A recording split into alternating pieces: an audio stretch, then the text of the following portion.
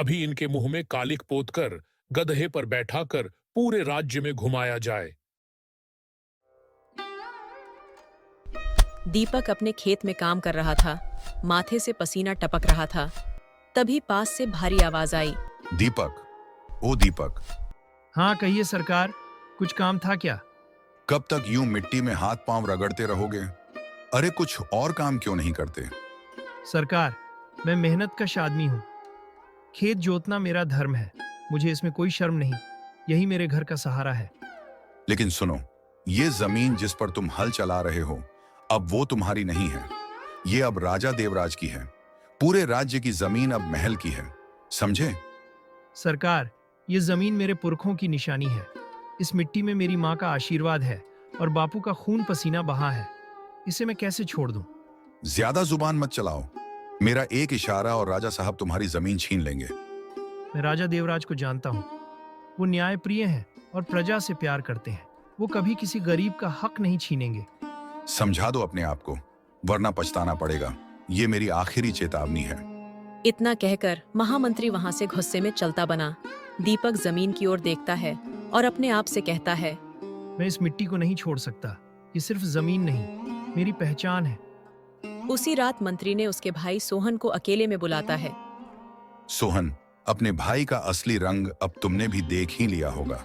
बस जरा सी खेती क्या कर ली, खुद को राजा समझने लगा है। अरे यही तो होता है जब किसी को मेहनत का घमंड हो जाता है। वह भूल गया है कि समझदार लोग तो दूसरों की मेहनत से ही अपना काम निकाल लेते हैं, बैल बनकर मेहनत नहीं करते हैं। महाराज, पहले तो मुझे एक बात कहनी है, बड़ी ही जरूरी बात है। हाँ महामंत्री, बोलो क्या शिकायत है? महाराज, हमारे राज्य का एक दुखियारा प्रजा है, नाम है सोहन। इसके साथ बड़ा अन्याय हुआ है। क्या हुआ सोहन के साथ? महाराज, वह सोहन की पुश्तैनी जमीन है, लेकिन उसके भाई दीपक ने जबरन उस जमीन पर कब्जा कर लिया। असल में उस जमीन की असली हक तो हमारे राजमहल का है। जब सोहन ने उसे समझाने की कोशिश की तो उल्टा उसने सोहन को और मुझे भी बेइज्जत कर दिया। देखो महामंत्री, हमारे पास पहले से ही काफी जमीन है। एक गरीब की पुश्तैनी जमीन छीनने से हमारी शान में कोई इजाफा नहीं होगा। ऐसा करो, वो जमीन दोनों भाइयों में बराबर बांट दो, यही ठीक रहेगा।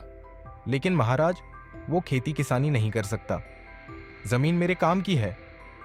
मेहनत मैं करता हूं तो हक भी मेरा बनता है। वो खाली हाथ बैठा क्या करेगा उस जमीन का? तो तुम्हारा मतलब है कि उसको तुम्हारे बीच बांट दिया जाए? नहीं नहीं महाराज, मेरा मतलब वो नहीं था। बस आपसे निवेदन है कि पूरी जमीन मुझे दे दी जाए। अच्छा, तो ठीक है, अभी फैसला नहीं होगा, पहले सोच विचार करूंगा। और महामंत्री, इस पूरे मामले की निष्पक्ष जांच करो, मुझे सच जानना है। जो आज्ञा महाराज, जैसा आप कहें। अरे ओ दीपक बेटा, देख तो कैसे तेरा चेहरा तप रहा है। चल पहले कुछ ठंडा पी ले। अरे माँ, ठंडा पानी क्या होगा? जिंदगी ही आग जैसी लगने लगी है। जरा सी जमीन पे मेहनत क्या कर दो और लोग तो जैसे जलने लगते हैं। अरे भला लोग तुझसे क्यों जलें बेटा, तू तो मेहनत की रोटी खाता है। माँ, जलने वालों की तो जैसे कतार लगी है। आज खेत में काम कर रहा था, तभी महामंत्री आ धमके। बोले कि जमीन छोड़ दो वरना तेरे खिलाफ सख्त कदम उठेगा। हाय राम, पर बेटा तू डर मत। जो लोग खुद कुछ नहीं कर सकते वही दूसरों को डराने की कोशिश करते हैं। तू तो अपने काम से काम रख, भगवान सब देख रहा है। पर माँ, एक बात दिल में चुभ रही है। क्या बात है बेटा, साफ साफ बोलो। मुझे लग रहा है भैया भी कहीं मंत्री जी के साथ मिले तो नहीं है, वरना उनको मेरी जमीन से इतना दिक्कत क्यों? बेटा, शक से दिल भारी हो जाता है।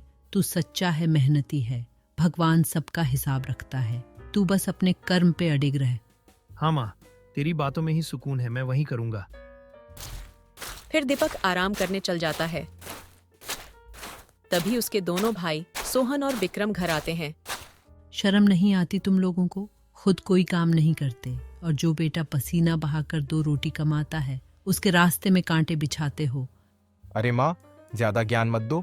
मुझे सब मालूम है किसे तुम कितना प्यार करती हो। मेरे लिए तुम तीनों एक जैसे हो बेटा, लेकिन जो हरकतें तुम कर रहे हो ना, वो अब बर्दाश्त के बाहर हैं। जो करना था वो तो कर दिया हमने। अब क्या कर डाला रे तूने? राज दरबार में जाकर राजा साहब से दीपक की शिकायत कर दी। अब देखो क्या होता है। अपने ही खून के खिलाफ। हाय राम, क्या ऐसे भी भाई होते हैं इस धरती पर कि एक भाई दूसरे की पीठ में छुरा घोंप दे। सुन लो माँ, अब हमसे ज्यादा बहस मत करो।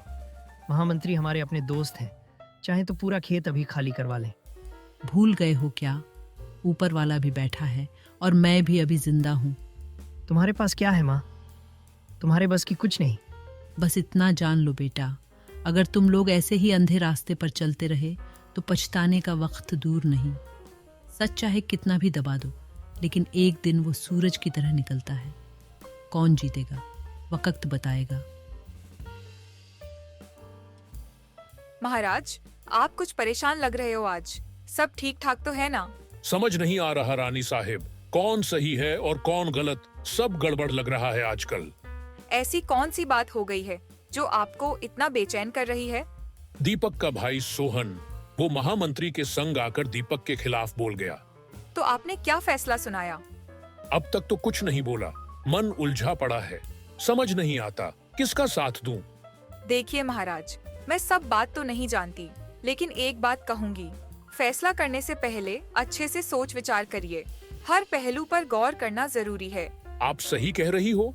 दीपक बरसों से उस जमीन को अपना मानकर जोतता रहा है। सुख दुख में उसने खेत नहीं छोड़ा। और सोहन, क्या उसने कभी हल भी उठाया उस जमीन के लिए? बस नाम पर हक चाहता है। कहता है कि भाई होने के नाते उसका भी हिस्सा बनता है। चलिए सोइए महाराज, अब बहुत रात हो गई है। हे भगवान, मेरे जैसे हालत इस दुनिया में किसी और की ना हो। 2 बड़े बेटे एक छोटे भाई के पीछे पड़े हैं। क्यों बुढ़िया, तुम मुझसे चुपके चुपके मिलने क्यों आई है? सब ठीक तो है ना? महारानी जी, आप ही मेरी बात समझ सकती हैं, क्योंकि आप भी एक औरत हैं। मेरा छोटा बेटा मुसीबत में है। कौन? दीपक? क्या हुआ उसे?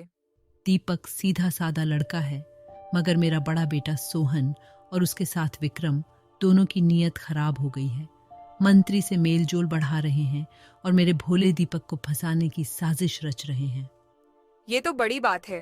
तुम घबराओ मत, सब ठीक होगा। साच को आँच क्या। बस यही आस लेकर आई थी महारानी कि मेरे बेटे को इंसाफ मिलेगा। कुछ देर बाद राजा देवराज आते हैं और बोलते हैं, हाँ, तो मैंने एक योजना बनाई है। महाराज, पहले मुझे भी आपसे कुछ कहना था। क्या हुआ, बोलिए ना। रानी साहिब उस दीपक की माँ की सारी बातें बता देती हैं। ठीक है, इसीलिए मैंने एक तरकीब निकाली है। दूध का दूध और पानी का पानी हो जाएगा। अगले दिन महाराज तीनों भाइयों को राजमहल बुलाते हैं। सुनो, तुम लोगों के लिए एक अवसर दिया गया है। लेकिन कैसा अवसर महाराज? तुम तीनों को एक एक रात राजमहल के खजाने का पहरा देना है। लेकिन ऐसा क्यों महाराज?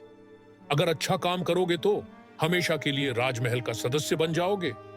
लेकिन महाराज, हम दोनों भाई एक ही साथ पहरा देंगे। ठीक है, कल से समय से आ जाना। उसी दिन मंत्री और दोनों भाई के बीच बात होती है। दोनों कान खोलकर सुनो, मैं सारे सैनिकों को किसी और काम में फंसा दूंगा और तुम लोग कुछ खजाने को लेकर भाग जाना। हाँ मंत्री जी, बिल्कुल ऐसा ही होगा। ये अवसर हाथ से नहीं जाने देंगे। लेकिन चोरी के माल का आधा हिस्सा मेरा होगा। हाँ, कोई बात नहीं मंत्री जी, आप बस अपना काम कीजिए बस। पहली रात दीपक खजाने की पहरा देता है, फिर दूसरी रात दोनों भाई मिलकर पहरा देते हैं। मौका पाते ही दोनों अपने झोले में कुछ खजाने से चोरी करके भाग जाते हैं। मंत्री जी, कहाँ हो? मंत्री जी, जी महाराज, क्या हुआ? मैं अभी अभी खजाने की ओर से आ रहा हूँ, उसमें से कुछ गायब है और दोनों भाई भी नहीं दिख रहे हैं। अरे महाराज, ये कैसे हो गया? तभी राजा के सैनिक दोनों को पकड़ करके ले आते हैं। महाराज, ये दोनों चोर खजाने से चोरी करके भाग रहे थे। बड़ी मुश्किल से पकड़े गए। अभी इनके मुंह में कालिक पोतकर गधे पर बैठाकर पूरे राज्य में घुमाया जाए। महाराज, हमें क्षमा करिए, हमसे भूल हो गई। तुम्हें माफी नहीं, सजा मिलेगी, सजा। लेकिन महाराज, हमें कुछ कहना है। इसमें हम दोनों अकेले नहीं हैं। क्या बोल रहे हो? साफ साफ बोलो। हमारे पूरे काम में मंत्री जी का भी पूरा हाथ था और चोरी का आधा हिस्सा इनका ही है। क्या? मंत्री भी शामिल है इसमें? नहीं महाराज, ऐसा नहीं है। इस पे भरोसा मत करिए। चुप चुप। मंत्री जी, तुम भी मिले हो, यह बहुत शर्म की बात है। धिक्कार है तुम पे। अब सुनो, तुम तीनों को 1 साल तक दीपक के खेतों में काम करना है और जो भी फसल हो वह सारी दीपक को देना है और वह खेत भी दीपक की ही रहेगी।